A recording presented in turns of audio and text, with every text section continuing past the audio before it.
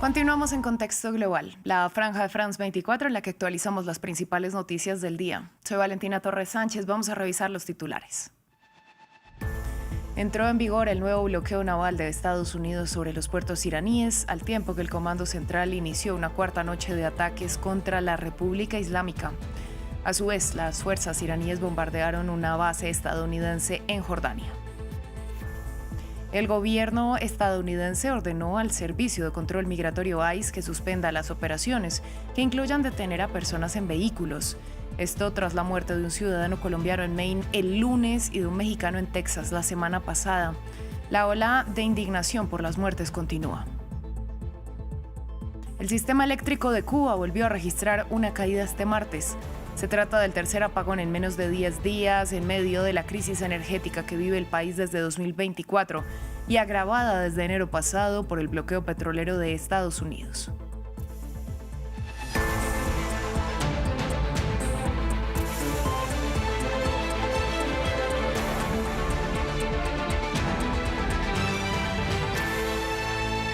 Abrimos este informativo en Medio Oriente porque por cuarta noche el Comando Central estadounidense lanzó una ola de ataques contra territorio iraní y el comandante de esta división dijo que Irán tiene objetivos civiles al haber atacado al menos 7 barcos comerciales.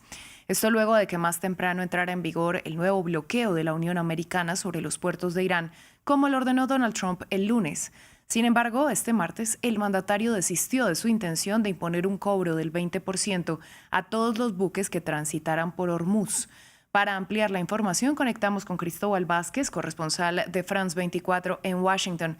Cristóbal, buenas noches. Empecemos por esa entrevista que dio Trump a Fox hablando de sus próximos objetivos en Irán, porque parece que los ataques por ahora no tienen freno. No tienen freno y lo que dijo Donald Trump en esta entrevista es que si Irán no se sienta a negociar y llegan a un acuerdo definitivo, que la próxima semana Donald Trump empezará a bombardear puentes y también empezará a bombardear plantas de generación de energía. Esto dirigido a hacerle el mayor daño posible a la población civil, como lo había hecho en principios, en febrero, cuando empezó estos ataques conjuntos entre Estados Unidos e Israel contra Irán. El presidente Trump dijo que, aunque anunció estos ataques la próxima semana, dijo que el cuerpo militar de Irán estaba bastante reducido y repitió lo que ha repetido en los meses anteriores, diciendo que militarmente Irán está destruido. Esto se da en el cuarto día en el que Donald Trump avanza estos ataques militares y específicamente en centros de operación militar, centros navales y centros de donde son lanzados los drones iraníes que como retaliación están atacando a Jordania, también a Kuwait, donde se reportan incluso algunos heridos en este momento, y en otros países de la región como lo es Emiratos Árabes Unidos, Qatar, Bahrein y Arabia Saudita. Esto se da también horas después de que Irán anunciara que ya prácticamente no hay memorando de entendimiento, que ya ellos se retiran porque alegan que Donald Trump pues ha incumplido los diferentes puntos acordados en este memorando de entendimiento, sobre todo el punto 5, donde decía que este memorando de entendimiento que Irán era el que iba a administrar el paso de barcos comerciales en el estrecho de Hormuz y que Estados Unidos no ha respetado eso y que por eso, pues entre otros motivos, se sale del acuerdo de entendimiento. Cristóbal, ahora centrémonos en ese reversazo sobre ese 20% que planeaba cobrar el presidente estadounidense a todos los buques que atravesaran Hormuz.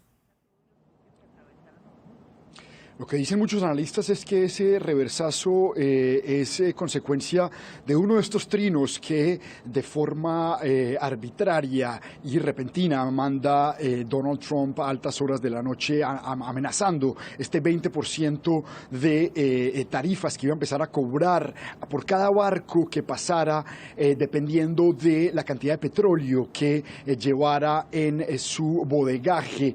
Esto en contrapeso al 1% que estaba pidiendo Irán por cada barco petrolero que pasara por el estrecho de Hormuz. Lo que dijo Donald Trump en la reunión en el Salón Oval con el primer ministro iraquí el día de hoy fue que después, y dice Donald Trump, que después de varias llamadas de emires y de líderes del Medio Oriente que le pedían que echara para atrás ese 20% y que ellos en contraposición se comprometían a invertir en Estados Unidos un monto equivalente, pero que desistiera de la idea de cobrar por el paso de los barcos petroleros en el estrecho de Hormuz. Sin embargo, hay que mencionar que ya entró en vigor este nuevo bloqueo naval que Estados Unidos le hace a Irán y que pues efectivamente, además del bloqueo de Irán, el bloqueo de Estados Unidos también tiene cerrado esta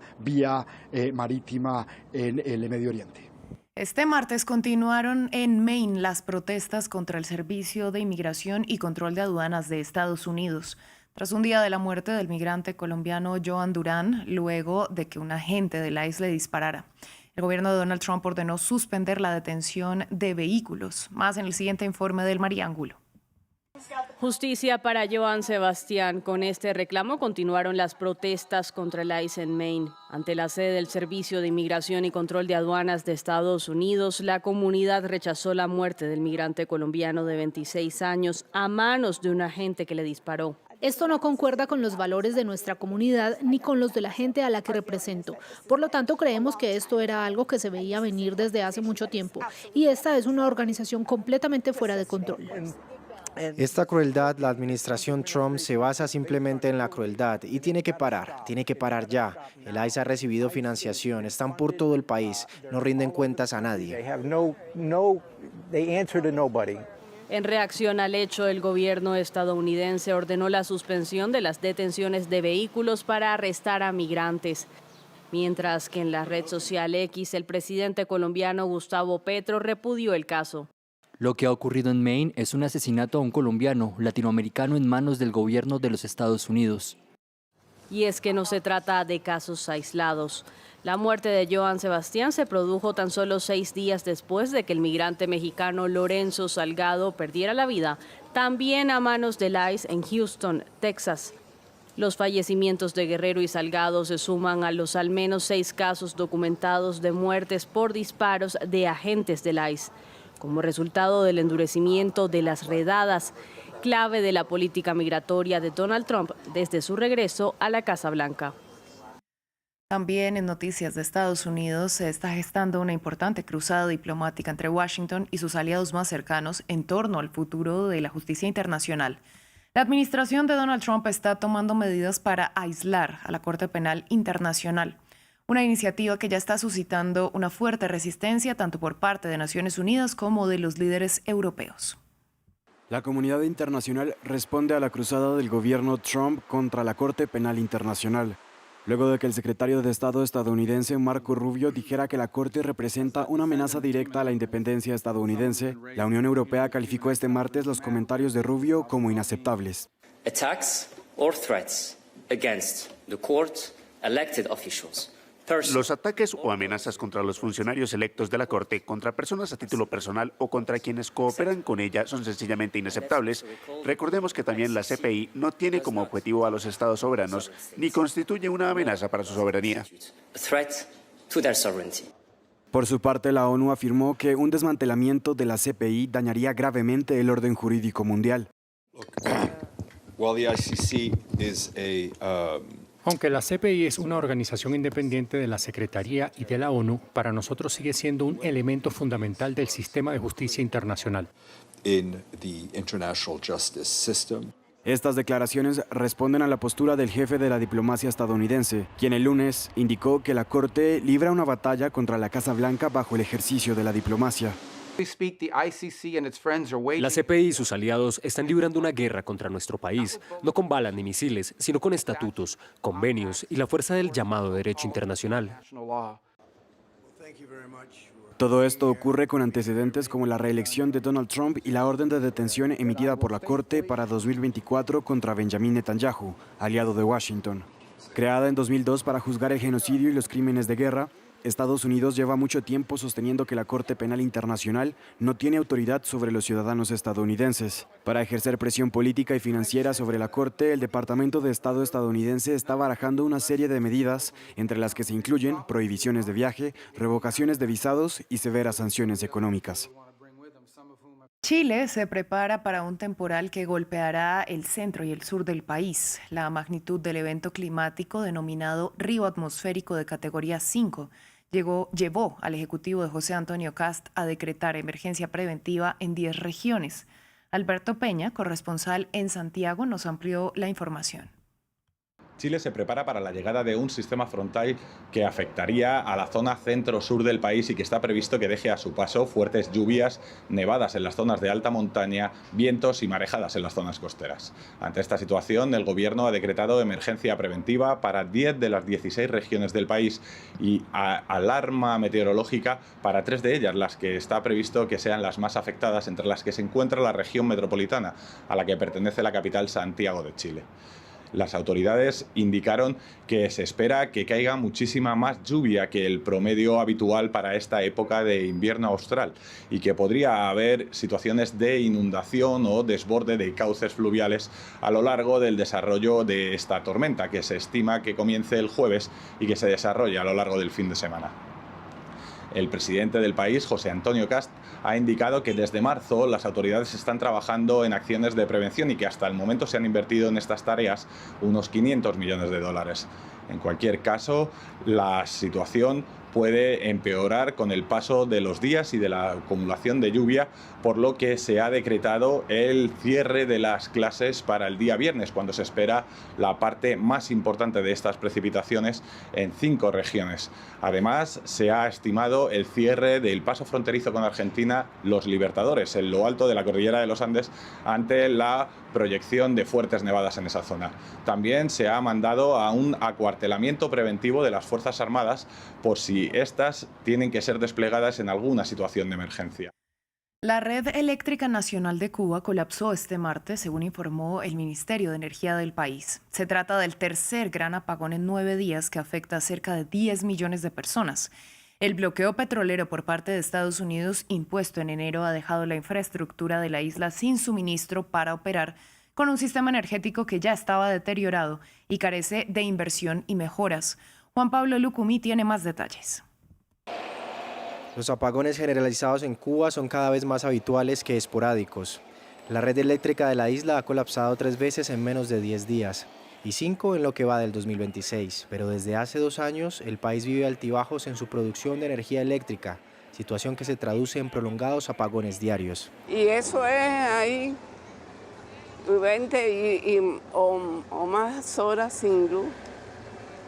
Y a cada rato vuelven y ponen 2 o 3 horitas y son 2 o 3 días más. Y que si no, ahora como ahora, que se cae el 6, se vuelve a caer y vuelven. Así estamos. Pero seguimos. Los cubanos somos así, vaya. Estamos sometidos a esto, pero a todo. Porque no es la luz solo. El agua, otras cosas que estamos pasando. Se trata de un problema estructural profundizado por decisiones políticas. La infraestructura energética de Cuba es considerada obsoleta por expertos, agravada por la falta de inversión en termoeléctricas clave.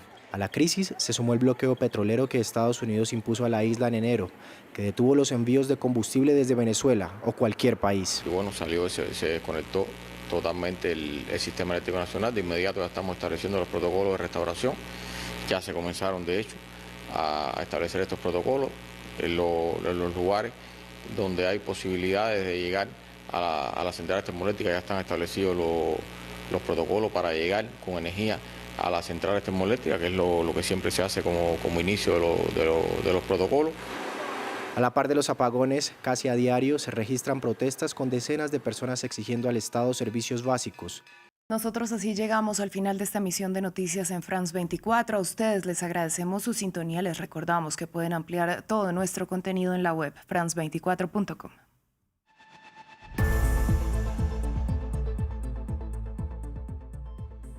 Así es Asia. Reportajes, entrevistas y análisis de los acontecimientos más destacados del continente, su diversidad religiosa y cultural y su dinámica realidad política, económica y social, sus conflictos y sus soluciones. Todo con los análisis y los testimonios de los corresponsales de France 24.